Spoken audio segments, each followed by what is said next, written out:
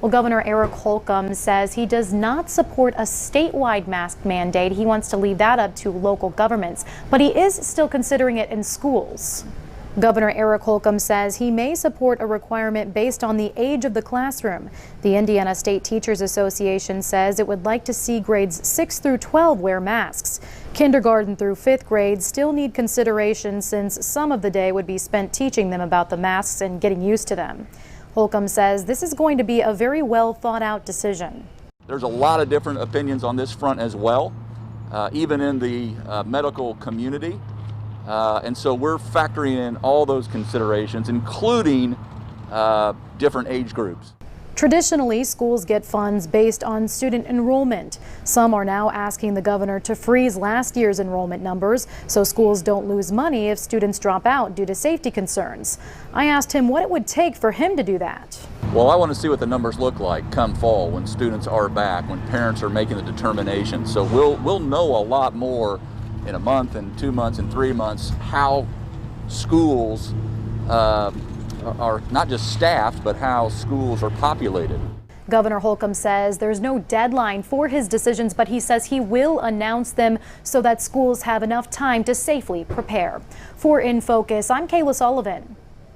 Kayla, thank you. Well, we are also this week hearing from the head of the largest teachers union in Indiana about those safety concerns for students and staff. In Focus host Dan Spieler spoke with the ISTA president Keith Gamble about the growing political debate surrounding the start of the school year. You met with Governor Holcomb this week. What can you tell us about that conversation and what you're hoping for in terms of state policy for this coming school year? Well, thank you very much for having me and allowing us some time to talk about these important issues. We did express to the governor the anxiety that our school staff are feeling right now, as well as parents and families of students.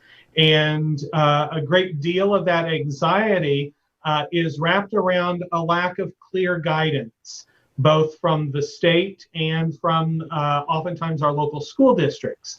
And one of the items that we talked with the governor about was the need for clear guidance from the state, because Indiana looks very different when you look at COVID-19.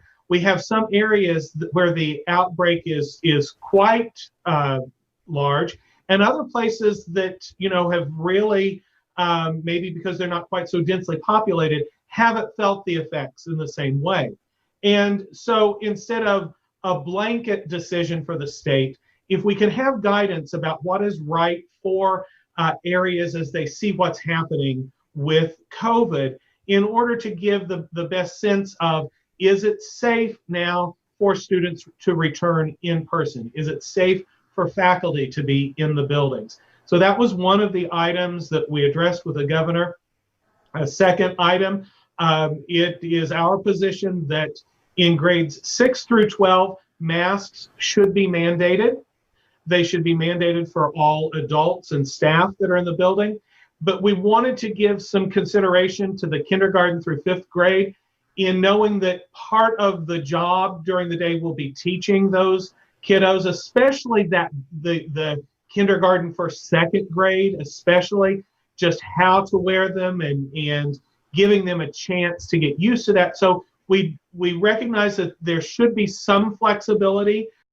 The governor saying this week he may even consider the mask mandate for schools as they continue to evaluate the process. Washington Township Schools announced this week they would be going virtual only at the start of the school year. Will we be seeing more of that from other districts? And is that a move your organization would like to see more of? Well, we certainly support the decision of Washington Township. And when you look at Marion County and the donut, that's one of the epicenters in the state.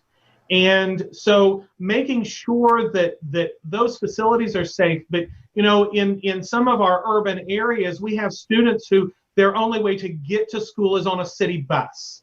And is that the safest way for them to get to school during a pandemic? And so certainly if they cannot guarantee that safety, then moving to a virtual should be the way that the school district goes. The White House called out teachers' unions last week specifically and said the president will, quote, always stand up to teachers' unions that want to keep schools closed, in their words. What's your response to that, and also to calls from some lawmakers like Indiana's Jim Banks who are calling for schools to lose funding if they don't reopen? Well, first I would say that if a school is open for virtual, the school is open.